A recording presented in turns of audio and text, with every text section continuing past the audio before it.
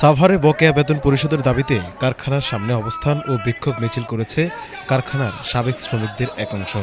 সোমবার সকালে সাভারের উলাইলে বেলকুচি নিটিং অ্যান্ড ড্রয়িং কারখানার সামনে অবস্থান নিয়ে কারখানার শ্রমিক ও শ্রমিক ফেডারেশনের নেতাকর্মীরা জানান, শ্রমিকদের বকেয়া বেতন পরিশোধ না করে কারখানা বিক্রি করে দিয়েছে।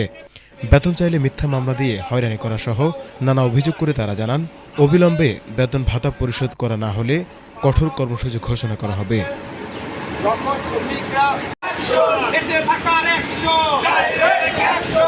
মালিক তুমি যেই হও, বেতন ভাতা দিয়ে দাও।